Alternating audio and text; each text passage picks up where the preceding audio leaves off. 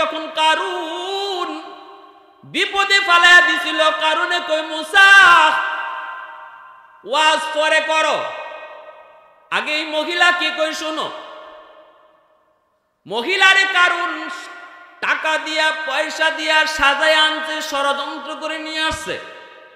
মহিলারে কইছে তুই যা কইবি মুসা আমার সাথে জিনা করছে। নাউজুবিল্লাহ, জোরে কর। মুসা আলাইহিস সালাম উম্মতের সামনে তিনি ওয়াজ করেন, নসিহত করেন। এত বড় আল্লাহর পয়গম্বর, এত বড় আল্লাহর পয়গম্বর, ওই অবস্থায় কারণে কয় মুসা ওয়াজ আপনি পরে করেন। মহিলা কি কয় আপনি শুনেন। এই কথা বলতেই তো মুসা নবী অবাক, কি কথা? কারণে কয় আগে আমি একটু ভূমিকা দিয়ে দেই। কারণ কয় ওগো ভাই, সম্পর্কে চাচাতো ভাই। কারণ হলো মুসা নবীর সম্পর্কে আপন চাচাতো ভাই, শুধু চাচাতো ভাই না, এমনকি বগ্নির জামাই। মুসা আলাইহিস সালাম তার বোনকে কারণের কাছে বিয়া দিয়েছেন।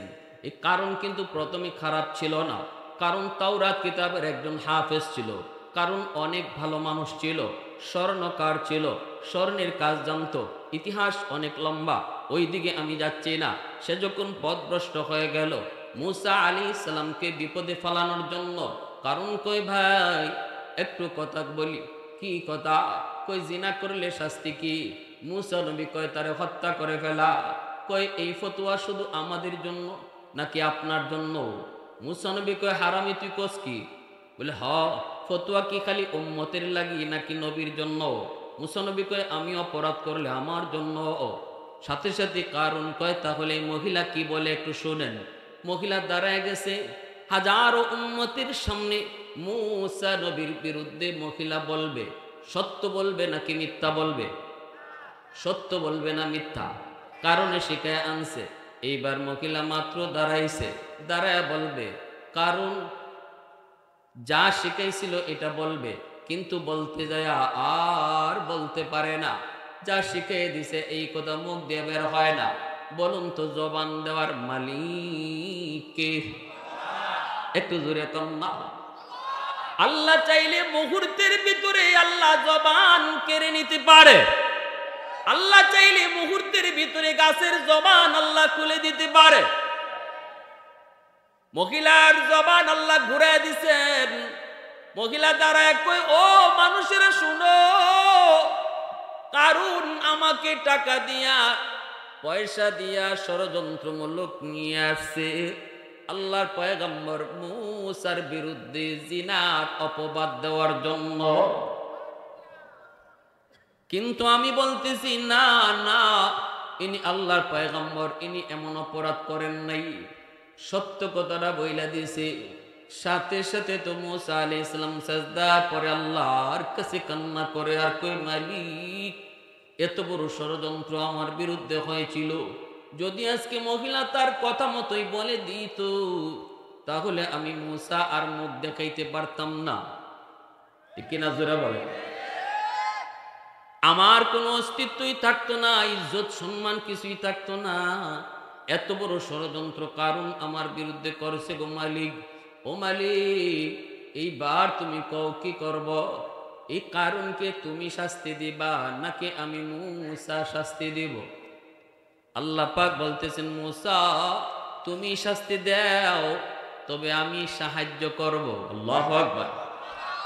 হ্যাঁ, মুসা আলাইহিস সালাম কয় জমিন, আমার আল্লাহর হুকুমে তুই কারুনকে ধর।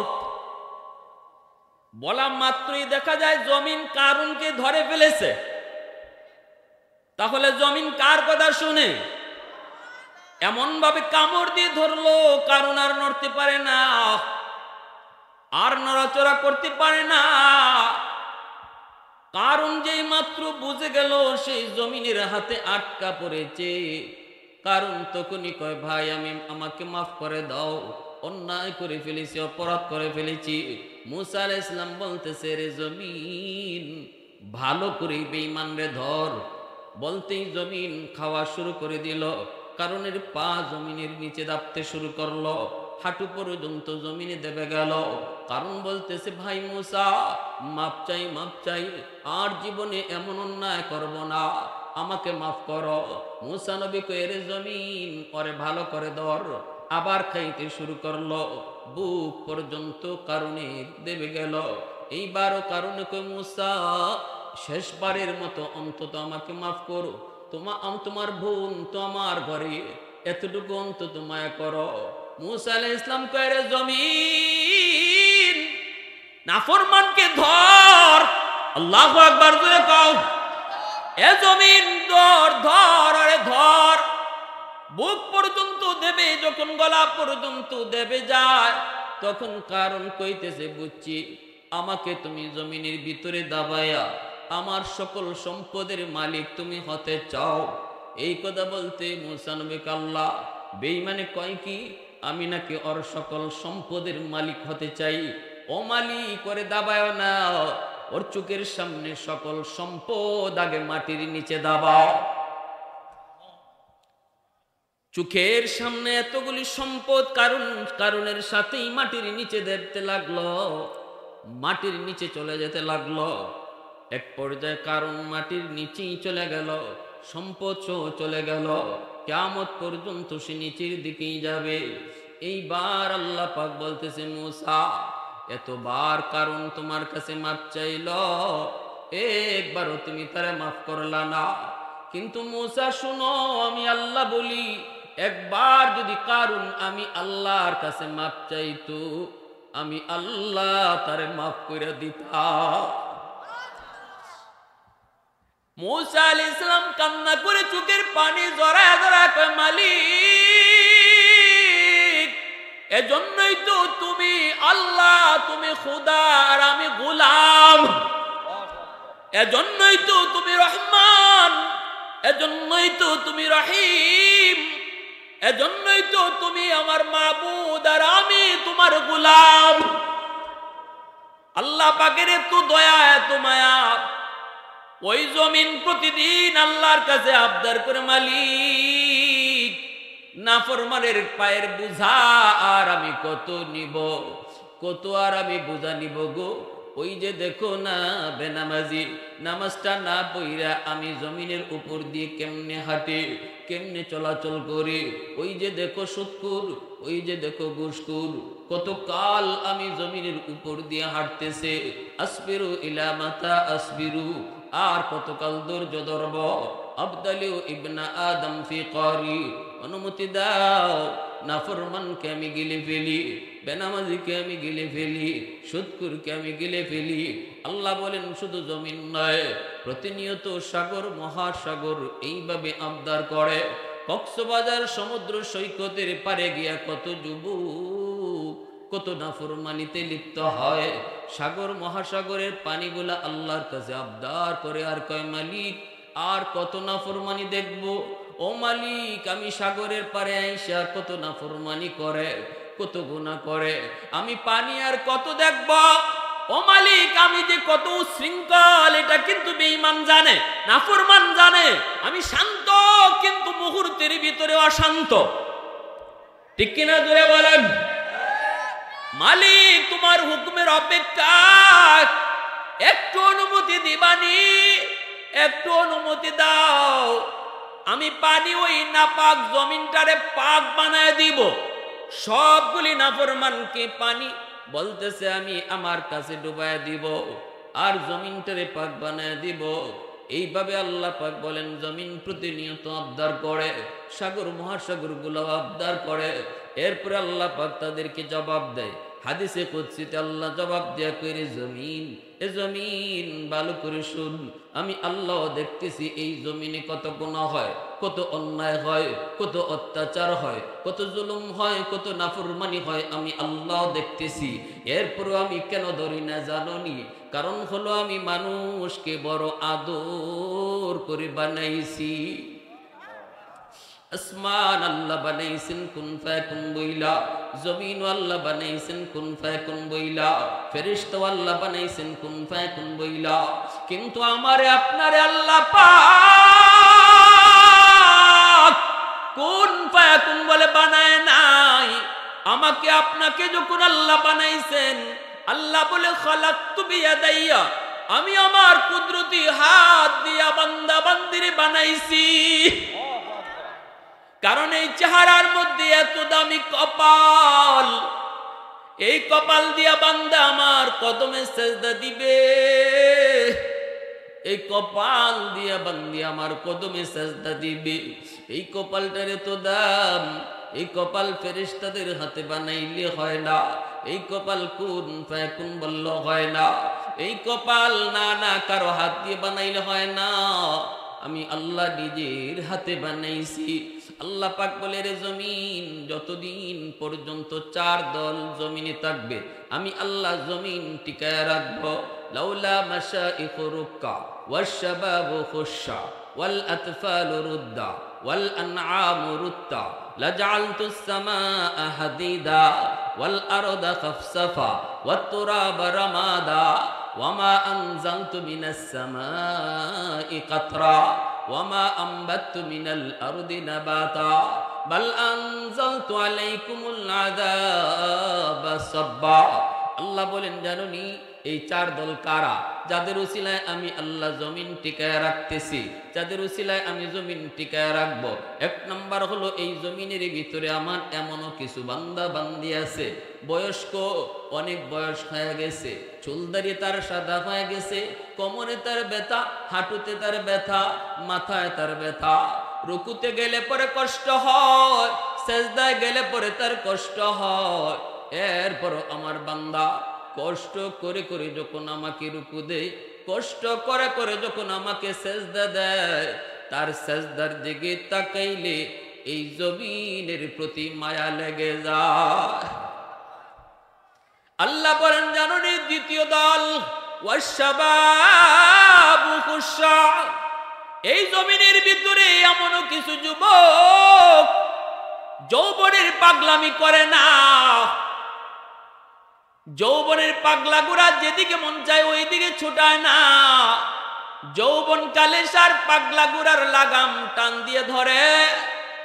আল্লাহ কই, জানোনি এ জমিন এখনো দুনিয়াতে এমন কিছু যুবক যৌবনে তার মসজিদে পাওয়া যায়, যৌবনে তার মাথায় টুপি পাওয়া যায়, যৌবনে তার মুখে নবীর সুন্নত দেখা যায়, যৌবনে তার বাপ মার সেবা করতে দেখা যায়, যৌবনে তাকে মুরব্বীদের শ্রদ্ধা করতে পাওয়া যায়, যৌবনে তাকে মাদ্রাসার উলামায়ে কেরামকে মহব্বত করতে দেখা যায়।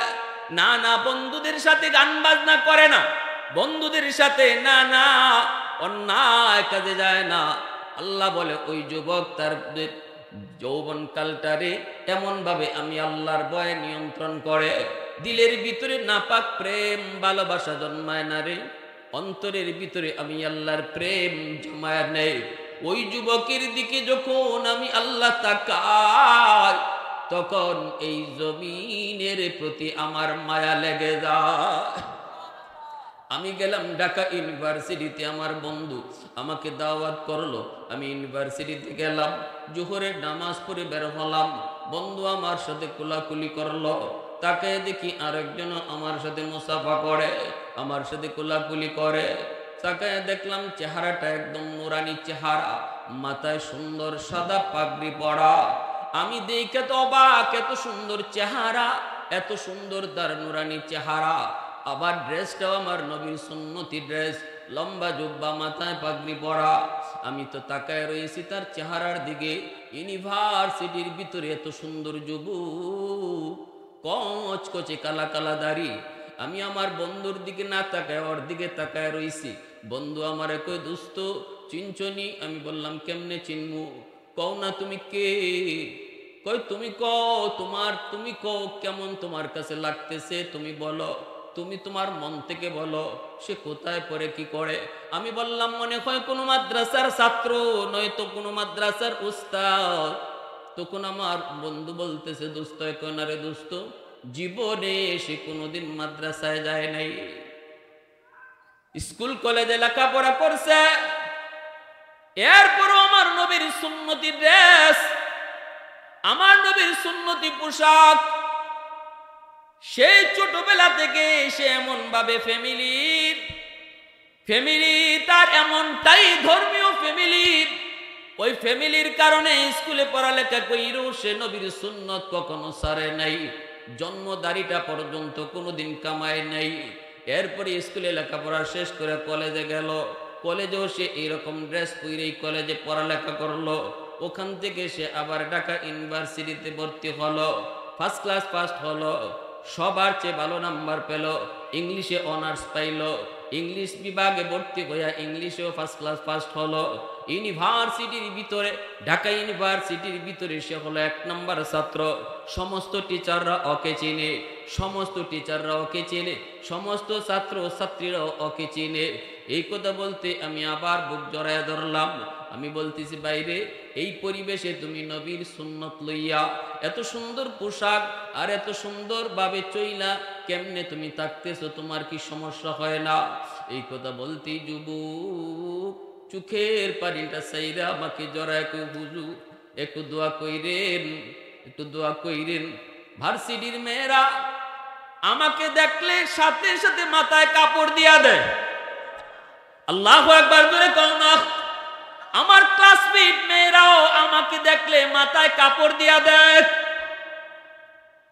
এতটুকু পরিবর্তন যদি ওই যুবক নিজের সামলাইতে পারলো, এ যুবক তুমি কেন পারবা না? পুলিশে যাও, সেখানেও দেখবা যুবক পুলিশ নামাজি, র্যাবে যাও সেখানেও তুমি পাইবা নামাজি, কলেজে গেলেও তুমি পাইবা কিছু যুবক নামাজি। তুমি কেন পারবা না? কেন তুমি পারবা না? তোমার মতো যুবকের কারণেই তো আল্লাহ এই জমিন টিকায় রাখছে। আল্লাহু আকবার জোরে বলো। তুমি যুবকের নামাজের কারণে, তুমি যুবকের সুন্নতি দাড়ির কারণে, তুমি যুবকের মাথায় টুপির কারণে আল্লাহ পাক বলে এই জমিন আমি আল্লাহ টিকায় রাখছি, টিকায় রাখছি। যদি এরা না থাকতো লাজালতুস সামাআ হাদিদা ওয়াল আরদা খাফসাফা ওয়াত তুরাবা রামাদা ওয়ামা আনজালতু মিনাস সামাই কাতরা ওয়ামা আনবাতু মিনাল আরদি নাবাতা বাল আনজালতু আলাইকুমুল আযাবা সাব্বা। আল্লাহ বলে যদি এরা না থাকতো তাহলে আমি বহু আগে এই জমিনকে লোহা তামা বানায় দিতাম, আসমানকে আমি লোহা বানায় দিতাম। 1 ফোঁটা রহমতের বৃষ্টি জমিনে নাজিল হতো না। ওয়ামা আম্বাতু মিনাল আরদি নাবাতা, একটা শস্যের দানাও জমিনে উঠতো না। বাল আনজালতু আলাইকুমুল আযাবা সাব্বা, বরং পরপর জমিনে গজব নাজিল হইতো। এজন্য বলি যুবক, এই জমিনে এখনো যুবকের কলিজায় আল্লাহর ভয়। মাদ্রাসা আছে বিদায়, উলামায়ে কেরামের মেহনত আছে বিদায়, ঠিক কিনা জোরে বলো। ওয়াজ মাহফিলের এখনো আয়োজন হয় বিদায়, এখনো যুবকের কলিজায় আল্লাহর ভয়। এখনো কিছু যুবক মসজিদে পাওয়া যায়, ওয়াজ মাহফিল আছে বিদায়, মাদ্রাসা আছে বিদায়, উলামায়ে কেরামের মেহনত আছে বিদায়, দাওয়াত ও তাবলীগের মেহনত আছে বিদায়। এখনো যুবকগুলি কলিজায় অন্তরে আল্লাহর ভয়, আল্লাহর ভয় অন্তরে নিয়ে চলে। এজন্য বলি ভাইয়েরা মনে রাখবা, এই মাদ্রাসা শিক্ষার উসিলায় আল্লাহ পাক জমিন টিকায় রাখছি, জমিন টিকায় রাখছি। 5টা বছর তুমি মাদ্রাসায় ছাত্রের লেখাপড়া করাও, ছোট বয়সে শিশুকালটা হলো বাচ্চাদের এই যে চারা গাছের মতো, কাদামাটির মতো। কাদামাটিতে যা খুশি তা লেখা যায়, মাটি যদি শক্ত হয়ে যায় তখন লিখতে চাইলেও লেখা যায় না। আমার আপনার সন্তান শিশুকালে তাদের দিল কাদামাটির মতো রে যুবক, যা খুশি তুমি লিখবা এটা লেখা হয়ে যাবে। এরপরে যদি এই শিশুকালে যদি তুমি কোরআন তার কলিজায় ঢুকাও, কোরআন ঢুকে যাবে। শিশুকালে যদি তার কলিজায় আল্লাহর নাম ঢুকাও, আখিরাতের ফিকির তার কলিজার ভিতরে ঢুকাও, আমার নবীর আদর্শের বাণী তার কলিজায় ঢুকাও, এই কথাগুলি তার দিলের ভিতরে পাথরে খোদাই করে লেখা হয়। কলেজে গেলেও সে ভুলবে না, ভার্সিটিতে গেলেও সে ভুলবে না। আওয়াজ দেয়া বলেন ঠিক কিনা? চারা গাছে যখন পানি দেওয়ার তখনই পানি দিতে হয়। গাছ যদি মোটা হয়ে যায় পানি দিলেও কাম হয় না, ঠিক কিনা জোরে বলো। আমার আপনার সন্তান শিশুকালে তার দিল দিমাগ কাদামাটির মতো। এজন্য আল্লামা ডক্টর ইকবাল যখন ইংল্যান্ডে লেখাপড়া করতে যাবেন, মায় কইতেছে বাজান ইংল্যান্ডে তুমি অক্সফোর্ডে লেখাপড়া করতে যাইবা, ডানে তাকাইলে দেখবা খ্রিস্টান, বামে তাকাইলে দেখবা খ্রিস্টান, টিচার যে সেও খ্রিস্টান, পিছনেও খ্রিস্টান, কেমনে তুমি চলবা, কেমনে তুমি চলবা? কিন্তু বাবা শোনো, আমার মন বলে তুমি যত খ্রিস্টানের ভিড়েই থাকো না কেন আল্লাহকে তুমি ভুলবা না। কারণ কারণ কারণ হলো শিশুকালে আমি মা তোমাকে কোরআন শিখাইছি, মদিনা থেকে আমার নবীর সুরমা এনে তোমার চোখে লাগাইয়া দিছি। অতএব আমার মন বলে শিশুকালে যেই শিক্ষাটা দিছি, যেই সুরমা চোখে লাগাইছি, আজকে ডানে বামে যদি খ্রিস্টানও থাকে এই সুরমার উসিলায় তুমি মদিনাওয়ালাকে দেখবা। আল্লাহ নবী, রহমতের নবী, মায়ার নবীর আদর্শ আপনার সন্তান শিখবে। নবীজির ঘরে উম্মে হাবিবা রাদিয়াল্লাহু তাআলা আনহা, নবীজির পবিত্র বিবি উম্মে হাবিবা, আবু সুফিয়ানের স্ত্রী। আবু সুফিয়ান তখনও মুসলমান হন নাই, মক্কার কাফিরদের লিডার। আমার নবীর সাথে চরম দুশ্মনী। এইদিকে তার কলিজার টুকরা মেয়ে উম্মে হাবিবা, আমার আপনার নবীর পবিত্র বিবি আবু সুফিয়ানের বড় কলিজার টুকরা মেয়ে উম্মে হাবিবা। আবু সুফিয়ান মক্কার কাফিরদের লিডার। মেয়ে আর বাবার মধ্যে সম্পর্কটা একটু বেশি গভীর হয়, ছেলের চেয়ে মেয়েরা বাবার পাগল বেশি হয়, ঠিক কিনা জোরে বলেন? আল্লাহ নবী, রহমতের নবীর ঘরে কলিজার টুকরা মেয়ে আবু সুফিয়ানের নাম উম্মে হাবিবা। আবু সুফিয়ান মনে মনে ভাবতেছেন, এতদিন হয়ে যায় মুহাম্মদের ঘরে আমার মেয়েটা, এই মেয়েটা ছিল আমার কলিজার টুকরা, মেয়েদের ভিতরে, সন্তানের ভিতরে এই মেয়েটা ছিল আমার বড় আদরের। মুহাম্মদের ঘরে জানি কেমন আছে, মুহাম্মদের সাথে তো আমার দুশ্মনী, জানি না মেয়েটাকে আবার কোনো কষ্ট দেয় কিনা। আবু সুফিয়ান রাতের অন্ধকারে মেয়েকে দেখার জন্য মদিনায় ঢুকলেন, চোখের মানুষের চোখে ফাঁকি দিয়া মনে করছেন কোন রকম যে মেয়েটাকে দেখে আসবেন। আবু সুফিয়ান তখনও মুসলমান না, মদিনার মানুষ আবু সুফিয়ানকে যদি হাতে নাতে পায় তাহলে কিন্তু গ্রেফতার করে ফেলবে। কোন রকম লুকায় চাপায়া নবীজির ঘরের কাছে আইসা আবু সুফিয়ান আস্তে করে ডাক দিতেছে, মা মা, ও উম্মে হাবিবা। যেই মাত্র ডাক দিছে মা উম্মে হাবিবা, সাথে সাথে আম্মাজান উম্মে হাবিবা বাবার ডাকটা শুনেই বাবাকে চিনে ফেলেছে।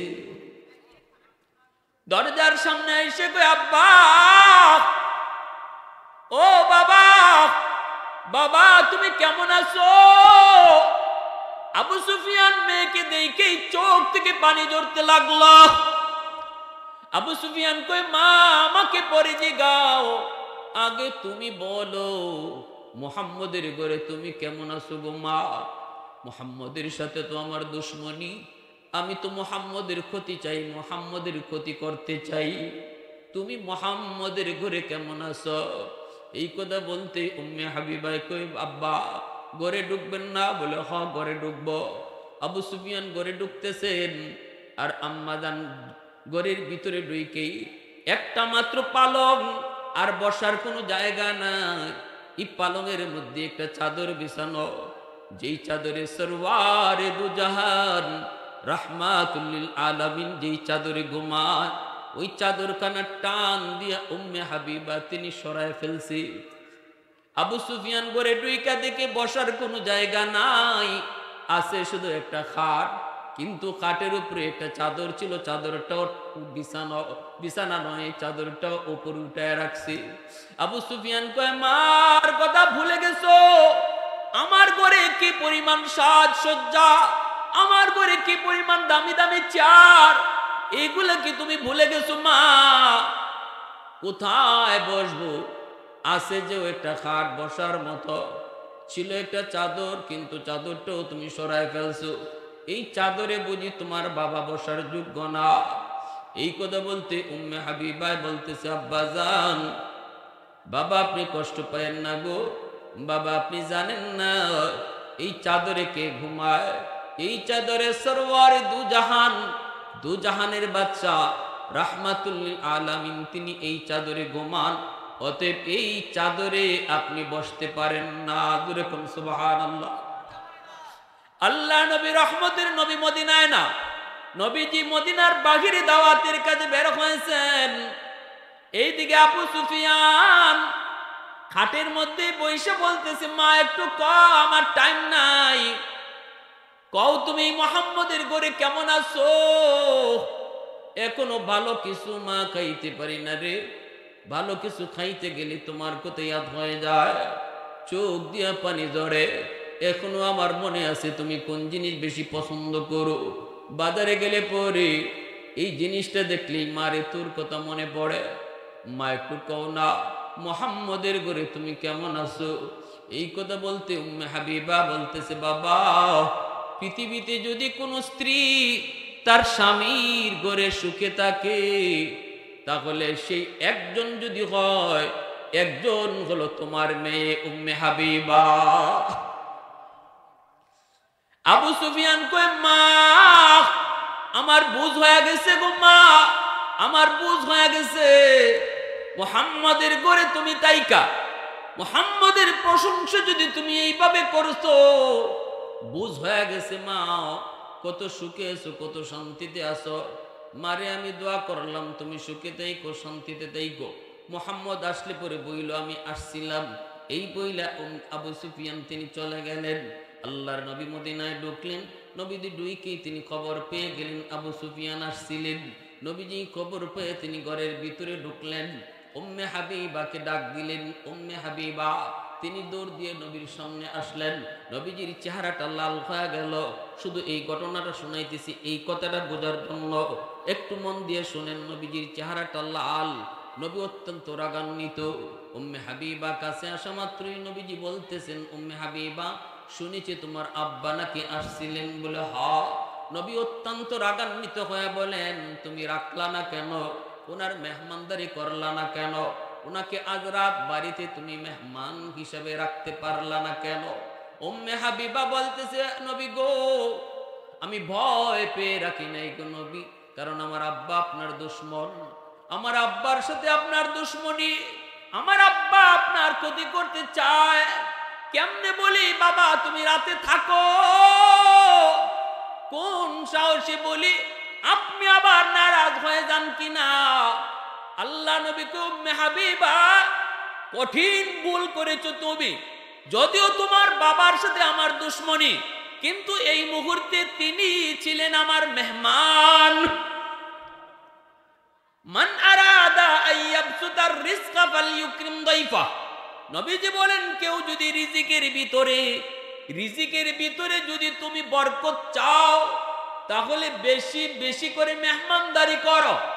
যে যত বেশি মেহমানদারি করবে, আল্লাহর নবী বলেন তার রিজিকের ভিতরে বরকত আল্লাহ বাড়ায়া দিবে। যেরকম সুবহানাল্লাহ। আমরা মনে করি মেহমান আসলে পরে আমার কমে, আর নবী কয় মেহমান আসলে পরে আল্লাহ আরো বাড়ায়া দেয়। সুবহানাল্লাহ। যেরকম নবী বলতেছেন, উম্মে হাবিবা তুমি ভুল করেছো, তিনি আমার আর তোমার মেহমান ছিলেন, কেন তুমি রাখলে না? সাথে সাথে আম্মা জান নবীজির পা জড়ায় ধরে কান্না শুরু করলেন, আর বলতেছেন, নবী গো, ওগো নবীজি আমাকে আপনি মাফ করে দেন, ভুল হয়ে গেছে। নবীজির পা ধরে মাফ চাইতেছেন, আর বলতেছেন, ইয়া রাসূলুল্লাহ আমি একটা মুনাজাত করব, আপনি আমার সাথে আমিন বলবেন। নবী বলতেছে, ঠিক আছে তুমি মুনাজাত করো। উম্মে হাবিবা উম্মতের জননী, তিনি হাত উঠে বলতেছে, আল্লাহ ও মালিক, আমার আব্বা তোমার বন্ধুর দুশমন, কিন্তু আমি তোমার বন্ধুর বিবি, কেমনে হয় গো মালিক? হাত উঠাইলাম, আমার আব্বাকে তুমি হেদায়েত দান করো, আর তোমার বন্ধুর সাহাবী বানাও। বলছেন, আর নবী আমিন কইছেন, সাথে সাথে আল্লাহর দরবারে দোয়া কবুল হয়ে গেছে। আওয়াজ দিয়া কন্যা সুবহানাল্লাহ। দোয়া করছেন, নবী আমিন কইছেন। এজন্যই মক্কা বিজয়ের দিন আবু সুফিয়ান কালেমা পড়ে মুসলমান হইয়া নবীর সাহাবী হয়ে গেলেন। সুবহানাল্লাহ। জোরে বলেন। ওই নবীর আদর্শ এই মাদ্রাসায় শেখানো হয়, ঠিক কিনা? জোরে বলেন। ওই নবীর আদর্শ এই মাদ্রাসায় শেখানো হয়, আর কোন নেতা নেত্রী আদর্শ পড়ানো হয় না। বোঝানো হয় না। আমি বলবো না আপনি ছেলেকে মাদ্রাসায় পড়ান, আমি বলবো 5টা বছর নুরানি মাদ্রাসায় তারে পড়ান। এরপরে যদি আপনি আলেম বানাইতে নাও চান, হাফিজ বানাইতে যদি নাও চান, ডাক্তার বানাইতে চান, অসুবিধা নাই। মাদ্রাসায় 5 বছর নুরানিতে যদি পড়ানো হয়, স্কুলের অঙ্ক ইংরেজি নুরানি বিভাগে সমান তালে পড়ানো হয়। স্কুলে যেই ইংরেজি আছে মাদ্রাসায় সেই ইংরেজি পড়ানো হয়, স্কুলে যেই অঙ্ক মাদ্রাসায় সেই অঙ্ক পড়ানো হয়। 5 বছর আপনি স্কুলে পড়াইতেন, কিন্তু এই 5টা বছর যদি আপনি শিশুকালে মাদ্রাসায় পড়ান, স্কুলের অঙ্ক ইংরেজিও জানবে, আর ইসলামের মৌলিক জ্ঞান তার দিলের ভিতরে পাথরে খোদাই করে লিখে দেওয়া হবে। এই ছেলেকে আপনি হাই স্কুলে ভর্তি করেন, বেনামাজি হবে না, ঠিক কিনা জোরে বল। এই ছেলেকে হাই স্কুলে ভর্তি করেন, বাপ মার সাথে বেয়াদবি করবে না, কলেজে গেলেও সে নামাজ ছাড়বে না, মুরব্বীদের সাথে বেয়াদবি করবে না, ইসলামের বিরুদ্ধে কোনোদিন কথা বলবে না। ঢাকা ইউনিভার্সিটিতে বাংলা বিভাগে লেখাপড়া করবে, নাস্তিকদের বীরের ভিতরে যাবে, ওরা ইসলামের বিরুদ্ধে স্লোগান দিবে, আপনার সন্তান ইসলামের পক্ষে স্লোগান দিবে, ঠিক কিনা জোরে বলো। কারণ শিশুকালে তার দিলের ভিতরে আপনি কোরআন ঢুকায় দিছেন। 1 বছর নয় 5 বছর তার কোরআন ঢুকাইছেন। শিশুকালে তার দিলের ভিতরে আমার নবীর মহব্বত ঢুকায় দিছেন। এজন্য সে ভার্সিটিতে গেলেও ইসলাম বিরোধী হবে না, কোরআন বিরোধী হবে না, বরং ইসলামের পক্ষের সৈনিক হবে, ঠিক কিনা ভাই। তাহলে মাদ্রাসার দরকার আসেনি না নাই? জোরে বলেন আছে। কেন আমি এই কথা বলি শুনেন, একটা ছেলে স্কুলে পইরা বাবার কবরের পাশ দিয়া যায়, গান গায়া যায়, খবর নাই। আর যদি 5টা বছর মাদ্রাসায় পড়ান, এই ছেলে বাবার কবর দেখলেও সূরা ইয়াসিন পড়তে পড়তে যাবে, ঠিক কিনা। ইয়াসিন পড়তে পড়তে যাবে, সূরা ফাতিহা পড়বে, ইখলাস পড়বে। আর আমার সন্তান আমার কবরের পাশে গান গায়া যাবে নাকি কোরআন তেলাওয়াত করবে, এই সিদ্ধান্ত নিতে হবে বাপমার। বাপমার সিদ্ধান্ত যদি সঠিক হয়, সন্তান কবরের পাশে যায় কোরআন তেলাওয়াত করবে। বাপমার সিদ্ধান্ত যদি রং হয়, সন্তান কবরের পাশে গান গাইবে, ঠিক কিনা। এজন্য আল্লাহ রাসূল বলেছেন, কুল্লু মাউলুদিন ইউলাদু আলাল ফিতরা ফাআবাওয়াহু ইউহাব্বিদানিহি আও ইউনাসসিরানিহি আও ইউমাজ্জিসানিহি। সব সন্তান দুনিয়ায় আসে আল্লাহর ওলি হইয়া, মঈনুদ্দিন চিশতির মতো ওলি হইয়া সব সন্তান দুনিয়াতে আসে। এরপরে বাপমার সিদ্ধান্তের কারণে, বাপমার ভুল সিদ্ধান্তের কারণে, আল্লাহ রসুলের কথা বলতেছি, আমার কথা না, আমার নবীর কথা, বাপমার ভুল সিদ্ধান্তের কারণে সন্তান বেনামাজি হয়, সন্তান মদকুর হয়, সন্তান গাঞ্জাকুর হয়, সন্তান সুদকুর হয়, সন্তান ঘুষকুর হয়, সন্তান মুশরিক হয়, সন্তান ইহুদি হয়, সন্তান নাসারা হয়। নবী বলেছেন এটা বাপমার ভুল সিদ্ধান্তের কারণে। আমরা ভুল সিদ্ধান্তে যাব না, আমরা সঠিক সিদ্ধান্তে যাব। আপনাদের দিকে খেয়াল করি, উলামায়ে কেরাম এখন মাদ্রাসার নুরানি বিভাগে স্কুলের অঙ্ক ইংরেজি আইনে ঢুকাইছেন, যেন মুসলমানের সন্তানের লেখাপড়া মাদ্রাসা দিয়ে শুরু হয়। কারণ আমার ছেলে ডাক্তার হবে, এটা তার বড় পরিচয় নয়। আমার সন্তানের সবচেয়ে বড় পরিচয় হলো সে মুসলমানের সন্তান। এজন্য সবার আগে তারে মুসলমানই শিখতে হবে, ঠিক কিনা। ইঞ্জিনিয়ার হও, পরিষ্কার করে দিবেন, বাবা তুমি বড় ইঞ্জিনিয়ার হবে, এটা তোমার বড় পরিচয় নয়। তোমার সবচেয়ে বড় পরিচয় তুমি মুসলমানের সন্তান। এজন্য শিশুকালে তুমি মুসলমানি শিখো, তারপরে ইঞ্জিনিয়ার হও। তুমি মুসলমানি শিখো, তারপরে ডাক্তার হও। মুসলমানি শিখো, তারপরে ব্যারিস্টার হও।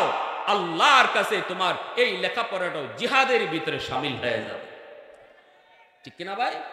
শুধু গোটা মুসলিম উম্মার দিকে খেয়াল করে উলামায়ে কেরাম আজকে নুরানি বিভাগটাকে এইভাবে সাজাইছেন। আমাদের সময় কিন্তু এমন ছিল না। দেখেন, আমি একটা জেনারেল শিক্ষায়, জেনারেল ফ্যামিলির একটা ছেলে, আমার পরিবারের কেউ মাদ্রাসায় পড়ে না। আমার আব্বা সরকারি হেলথ ইন্সপেক্টর, আমার ইমিডিয়েট ছোট ভাই বর্তমানে আইন উপদেষ্টা আসিফ নজরুলের একান্ত সচিব।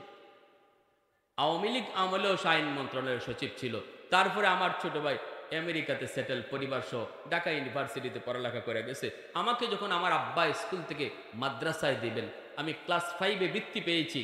তারপরে আব্বা সিদ্ধান্ত আমারে মাদ্রাসায় দিবেন। তবে মাদ্রাসায় দেখার সিদ্ধান্ত আব্বার বহু আগে থেকেই, লেখাপড়া প্রথম করেছেন স্কুলে। কেন? আমাদের সময় এই সিস্টেমটা ছিল না যে মাদ্রাসার এই নুরানি বিভাগে অঙ্ক ইংরেজি, স্কুলের সমমানের অঙ্ক ইংরেজি পড়ানোর সিস্টেমটা আমাদের যুগে ছিল না। এজন্য আমার আব্বা চিন্তা করছেন যে কিছু অঙ্ক ইংরেজি জেনারেল শিক্ষা স্কুল থেকে নিয়ে তারপরে আমার ছেলেটা মাদ্রাসায় যাক। এজন্য 5 বছর আমি স্কুলে পড়ছি, তারপরে আমার মাদ্রাসায় দিয়েছেন। এই 5টা বছর যদি এই অবস্থার ভিতরে থাকতো এখন যেভাবে চলে, তাহলে বলতাম যে এই 5 বছর আমার নষ্ট হয়েছে, 5 বছর আমার নষ্ট হয়েছে। মাদ্রাসায় আমি 5 বছর পড়লেও স্কুলের এই লেখাপড়া পড়ানো হইতো। আমার চাচারা বাধা দিছেন, সবাই বাধা দিছে যে এই ছেলেটা স্কুলে বৃত্তি পাইলো, এই ছেলেটার আপনি মাদ্রাসায় দিতেছেন, ও কি করবে লেখাপড়া কইরা? মাদ্রাসায় পড়ে কি হবে? মাদ্রাসায় পড়ে চলবে কেমনে? মাদ্রাসায় পড়ে পরিবার পালবে কি কইরা? কত কথা। আব্বা কিন্তু কারো কথা শুনেন নাই।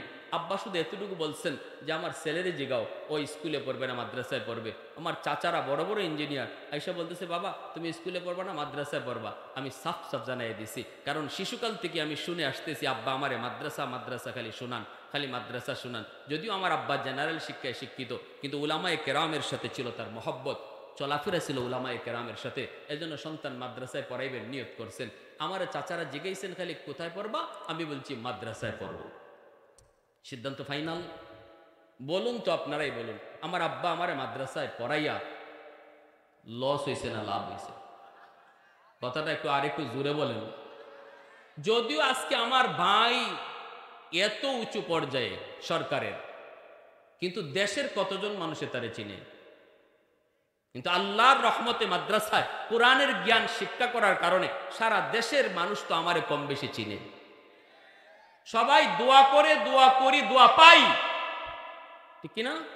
আমার যে চাচারা নিষেধ করেছিলেন, বাধা দিয়েছিলেন, এই চাচারা এখনো হয়তো অনেকের নিজের গাড়ি নাই, কিন্তু আল্লাহ আমাকে অনেক দামি গাড়ি ব্যবহার করার তৌফিক দিয়ে দিছে, ঠিক না?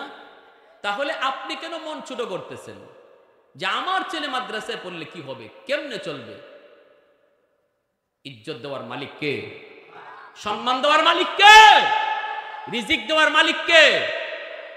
দিলটারে পরিষ্কার করেন। বাবা হিসাবে, মা হিসাবে, রিজিক আল্লাহর হাতে, আল্লাহর হাতে রিজিক, সম্মান আল্লাহর হাতে। শুধু দিলটারে বুঝাইয়া আল্লাহর দিকে মুখাপিক্ষি হইয়া সন্তানটারে মাদ্রাসার দিকে নিয়ে আসেন। দেখেন আল্লাহ আপনার দিলের হালত দেখা সন্তানকে এই উম্মতের কত বড় দায়ী বানায়। সন্তানের উসিলায় বাবার ইজ্জত আল্লাহ বাড়াইয়া দেয়। সন্তানের কারণে বাবার ইজ্জত আবার নষ্ট হয়, ঠিক কিনা? সন্তানের উসিলায় আল্লাহ বাবাকে পরিচিত বানায়, সুনামের সাথে পরিচিত বানায়। আবার এই সন্তানের কারণেই বাপ মার বদনাম হয়।